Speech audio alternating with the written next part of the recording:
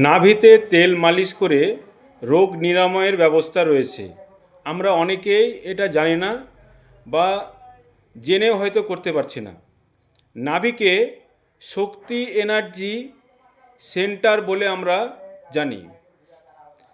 এই জীবন শক্তি বলা হয় নাভিকে। আমাদের শরীরে আমরা যে জীবনযাপন করি তার জীবনের মধ্যে দিয়ে অনেক রোগের মধ্যে কিন্তু আমরা জড়িত। আমরা যে জীবন শক্তির উপর দাঁড়িয়ে আছি, যে জীবন শক্তি আমাদেরকে চালনা করে, যে জীবন শক্তি নিয়ে আমরা বেঁচে আছি, প্রাণ শক্তির মধ্যে আমরা আমাদের শরীরের নানান সমস্যা হিল করতে পারি, তার উৎস হচ্ছে নাভি। এই নাভিতে বিভিন্ন ধরনের তেল মালিশ করে আমরা রোগের নিরাময় পাব। তার আগে জানবো আমরা আমাদের নাভিতে, আমাদের শরীরে যে নার্ভ বা শিরা উপশিরা রয়েছে, ৭২,০০০ শিরা উপশিরা রয়েছে। এই ৭২,০০০ শিরা উপশিরা আমাদের নাভির সঙ্গে কিন্তু একদম ওতপ্রোতভাবে জড়িত, নাভির সঙ্গে একবারে জড়িত রয়েছে। এবং সেন্ট্রাল নার্ভ সিস্টেম আমাদের ব্রেনের সঙ্গে সিএনএস সেন্ট্রাল নার্ভ সিস্টেমের সঙ্গে জড়িত। একটা নাভির চিকিৎসাতে আপনার ১০০ রোগের নিরাময় পাওয়া যায়। যেমন আপনার নারকেলের তেলে যদি আপনি মাসাজ করেন নাভিতে, তাহলে ত্বক চুল এর মসৃণ রাখে এবং শুষ্কতা কমে যায়, জয়েন্টের ব্যথায় আরাম দেয়। এই নারকেলে আছে আপনার অ্যান্টিব্যাকটেরিয়াল এবং অ্যান্টিফাঙ্গাল গুণ, যা অনেক সময় ফাঙ্গাল ইনফেকশানে বা অ্যালার্জি চুলকানিও কাজে লাগে।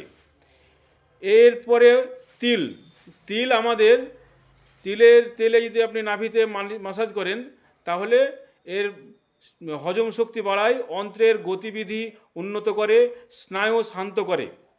এছাড়াও সরষার তেলে আপনার হজম শক্তি, কোষ্ঠকাঠিন্য দূর করে এবং শরীরের বিষাক্ত পদার্থ বের করতে সাহায্য করে, জয়েন্টের ব্যথা বা প্রদাহ কমায় এবং শরীরে রক্ত সঞ্চালন করতে সুবিধা করে।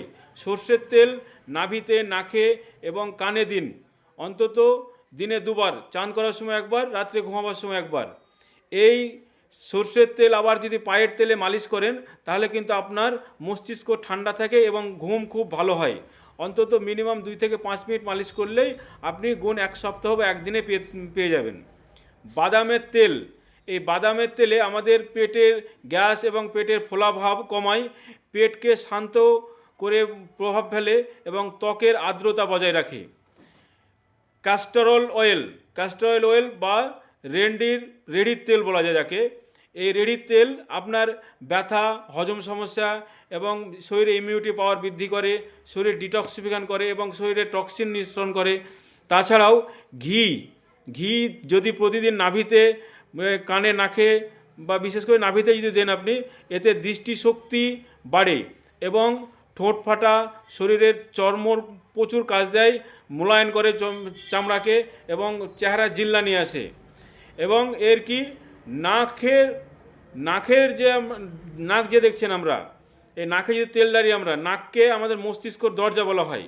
এই নাক যদি পরিষ্কার থাকে আমাদের ব্রেন ফ্রি থাকবে। অনেক সময় বিভিন্ন কারণে মানে পলিপাস বা ধুলো, ডাস্ট, অ্যালার্জি, এইসব বিভিন্ন কারণে কিন্তু আমাদের এই নাকের মধ্যে অনেক ময়লা জমে যায়।